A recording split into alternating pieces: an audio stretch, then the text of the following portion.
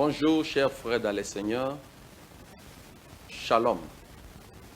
Nous venons une fois encore devant vous, vous saluer de la part de Dieu et vous bénir de la part de notre Seigneur Jésus-Christ. Soyez bénis au nom de Jésus-Christ. Nous continuons notre enseignement sur le Babylone. Sortez au milieu du Babylone. Chers frères dans le Seigneur, pourquoi Dieu veut que nous puissions sortir du milieu de Babylone? Et qu'est-ce qui fait que le peuple de Dieu ne puisse pas sortir au milieu du Babylone? Il y a une réalité que tous nous devons comprendre. Quelle est la réalité? La réalité est le plaisir du temps, soit du siècle présent. Le diable, sachant que les enfants de Dieu désirent à ce temps de la fin une bonne vie, une meilleure vie, bien-aimés dans le Seigneur, pendant que dans le désert, Dieu a amené le peuple israélite dans une notion de comprendre qu'ils étaient un peuple pèlerin, un peuple qui habitait les tentes, un peuple qui n'avait pas un demeure dans le désert. Pendant que Dieu les avait promis un demeure éternel, c'était le Canaan. De la même manière, le Canaan des enfants d'Israël, pour nous, au temps où nous sommes, cela nous typifie la vie éternelle. Dans ce monde où nous sommes, cela veut dire nous sommes des pèlerins. Nous devons chaque fois comprendre, étant des pèlerins, il ne nous faut pas avoir la notion de la l'élixir, puisque dans le désert, dans la marche des enfants de Dieu, les enfants de Dieu ne cherchent pas dans la l'élixir dans leur marche, mais les enfants de Dieu, dans leur marche, ils cherchent la prudence, ils cherchent l'écoute de la voix du Seigneur, ils cherchent la volonté de leur Dieu. C'est pourquoi quelque part vous allez remarquer, la Bible dit, si vous avez le manger et le vêtement, cela vous suffit. Cela veut dire, Dieu veut que nous ne puissions pas avoir des maisons, Dieu ne veut pas que nous puissions avoir des véhicules, non. Dieu voulait nous amener dans cette notion-là. Pourquoi? Puisque dans le désert, les enfants d'Israël n'avaient pas besoin de bâtir des maisons, n'avaient pas besoin de cultiver, mais ils avaient besoin seulement d'avoir le manger, ce qui est à boire. Donc c'est ce qui leur suffisait pour leur marche. C'est pourquoi à ce temps où nous sommes aussi comme l'Église, nous avons un besoin qui devait monter dans notre cœur, c'est le besoin de manger et le besoin de boire. Or, si nous devons manger le pain qui est la parole de Dieu, et si nous devons boire de l'eau qui est le Saint-Esprit. C'est pourquoi, bien-aimés dans le Seigneur, étant Église de Dieu, nous ne pouvons jamais oublier cette notion de manger et notion de boire, bien-aimés dans le Seigneur. C'est pourquoi, à chaque moment, nous aurons notre pain quotidien et que nous aurons notre eau à boire. Ne vous inquiétez de rien. Pourquoi? Puisqu'il y a un Canaan à notre réserve. Écoutez maintenant, chers frères de le Seigneur. La Bible dit, Dieu dit, sortez au milieu du Babylone. Sortez au milieu d'eux. Ça, c'est la recommandation de Dieu. C'est Dieu qui a permis que le peuple aille à Babylone. Mais c'est toujours le même Dieu qui dit maintenant, vous, le peuple qui s'est rendu à Babylone, c'est le temps maintenant pour vous de ne pas demeurer encore à Babylone, mais c'est pour vous maintenant le temps de sortir de Babylone. Pourquoi ils devaient sortir de Babylone? Puisque le peuple devait maintenant retourner dans leur terre promise, soit dans leur terre de l'éternité, dans leur terre de l'héritage. Pourquoi? Puisque nous, les enfants de Dieu, nous ne pouvons pas demeurer dans la terre étrangère. Nous devons demeurer dans la terre de notre héritage. Or, la terre de notre héritage, c'est la parole de Dieu. La terre de notre héritage, c'est le royaume des cieux. Alléluia. Bien-aimés dans le Seigneur, je veux que nous puissions comprendre ces choses afin que nous puissions fixer notre foi, nous puissions fixer notre regard et nous fixons notre compréhension. Pourquoi? Puisque nous sommes arrivés à un temps difficile, à un temps de la séduction. C'est pourquoi Dieu nous interpelle, nous étant ses enfants, il nous dit « sortez au milieu d'eux ». Nous avons lu ça dans le livre de Jérémie chapitre 51, versets 44 à 45, dans le livre de Apocalypse chapitre 18. Nous avons lu le verset 2 et le verset 4. Là où il y avait un ange qui criait, disant, Babylone est tombée. Babylone est tombée et il recommande aux enfants de Dieu de sortir au milieu d'eux pour qu'ils ne soient pas châtiés, soit pour qu'ils ne participent pas au châtiment de l'Éternel, que Dieu va frapper la Babylone. Maintenant, bien-aimés dans le Seigneur, il y a une grande préoccupation aujourd'hui, comme nous avons parlé dans notre première partie. Pourquoi le peuple tarde-t-il de ne pas sortir? Il y a un grand problème. Le problème qui empêche aujourd'hui le peuple de sortir, c'est le problème du sommeil. Il y a un sommeil spirituel aujourd'hui que le peuple de Dieu doit arriver à comprendre. Vous savez, souvent nous disons nous sommes une église spirituelle. Nous sommes une église réveillée. Aujourd'hui, il y a beaucoup de dénominations. Il y a beaucoup de catégories, il y a beaucoup d'éloges dans nos églises. Mais pendant que nous faisons beaucoup d'éloges pour nos églises, nous oublions la chose importante. La chose importante, c'est laquelle? C'est la recommandation de Dieu de sortir à Babylone. Puisque la Babylone, c'est le figure du monde pécheur que nous continuons à vivre au milieu d'eux.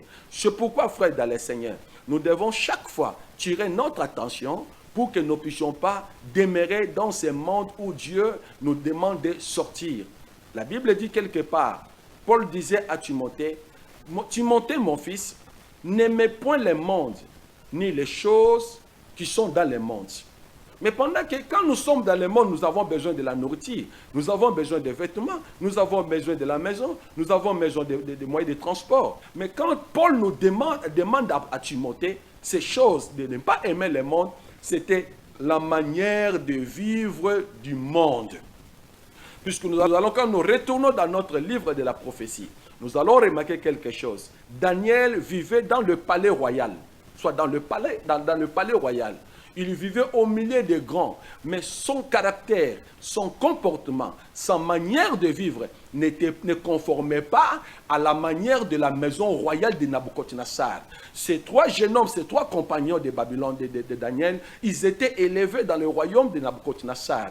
Ils vivaient en Babylone, mais leur manière de vivre était différente aux habitants de Babylone. C'est ce que Dieu nous demande, de sortir au milieu de Babylone. Nous n'allons pas nous éliminer dans ce monde, mais nous devons haïr les coutumes, les systèmes de la manière dont le monde est en train de vivre.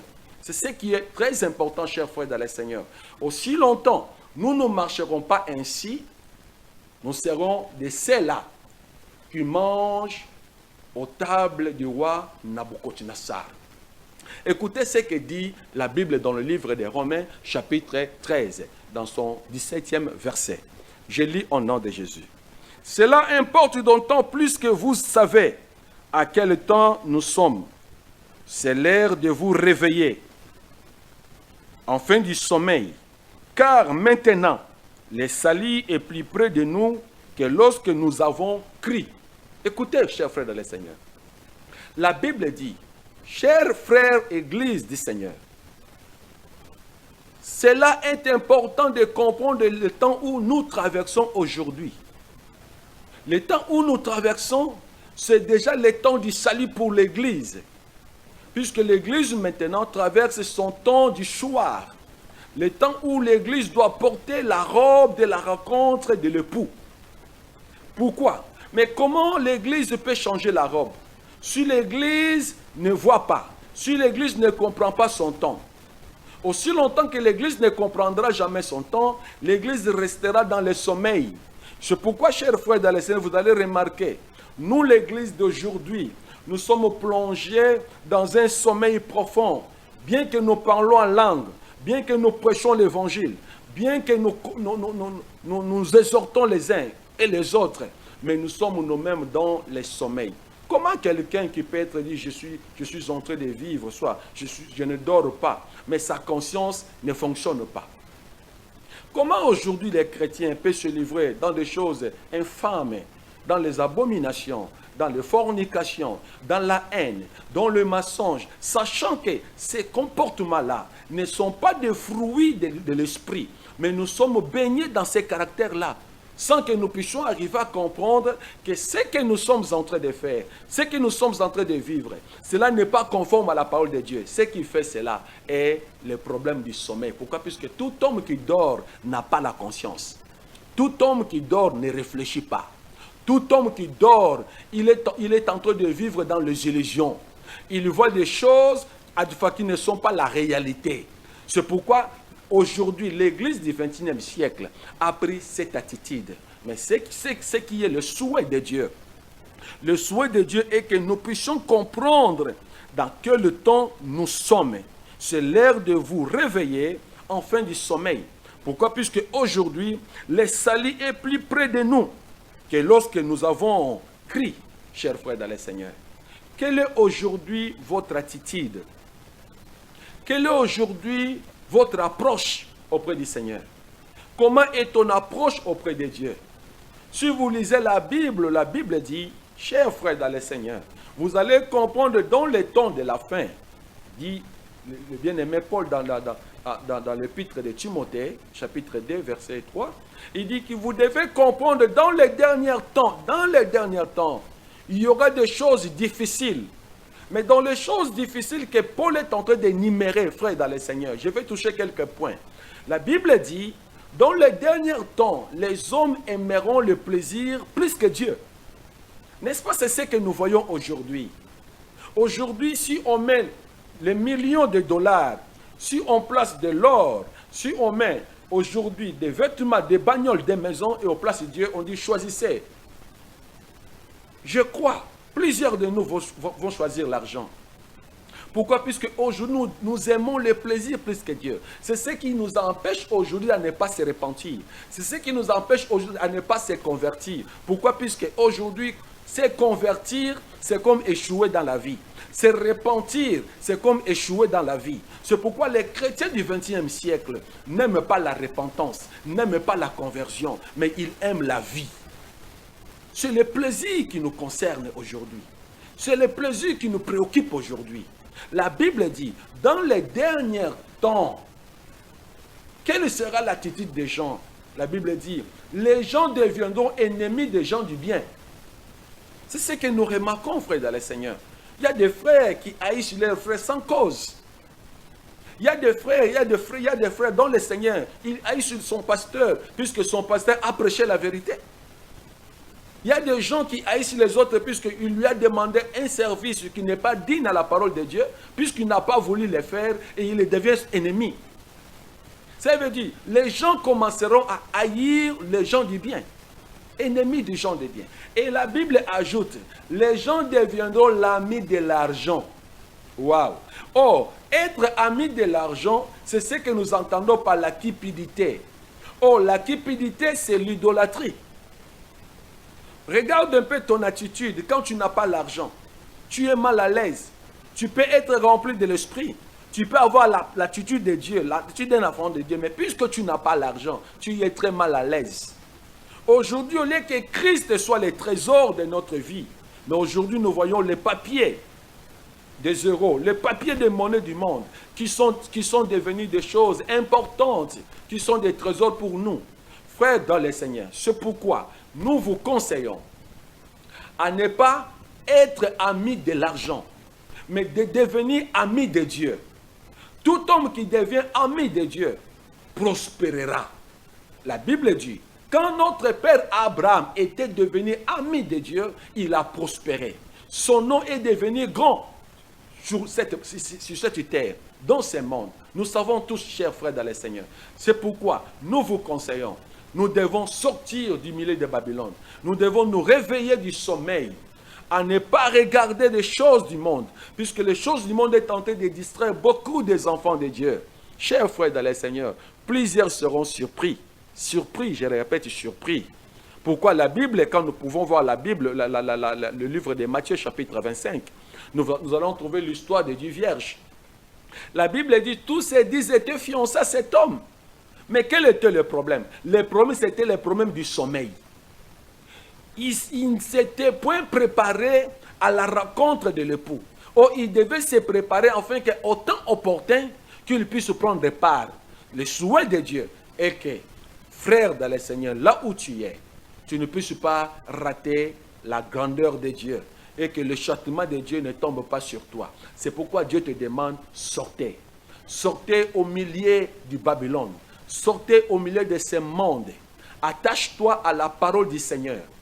Attache-toi à la volonté de Dieu. Personne ne peut s'attacher à la volonté de Dieu et échouer dans l'avenir, dans la vie. Personne. Personne ne peut s'attacher à Dieu et échouer dans ce qu'il prétend. Personne. Car tout homme qui s'attache à Dieu, tout homme qui se confie à Dieu prospère. C'est pourquoi, bien-aimés dans le Seigneur, le souhait de Dieu aujourd'hui est que nous puissions sortir. Sortons de ces Babylones, sortons de ces mondes. Il n'y a pas de choses agréables dans le monde pour l'Église. Par rapport au temps où nous arrivons, frères dans le Seigneur, les choses vont de pire en pire. C'est pourquoi c'est le moment pour nous de comprendre que le temps où nous sommes arrivés, c'est le temps de nous préparer pour le salut éternel. Bien-aimés dans le Seigneur, nous vous bénissons au nom de Jésus-Christ. Si vous nous suivez à partir de ces petits écrans, nous vous demandons de nous contacter à tout moment.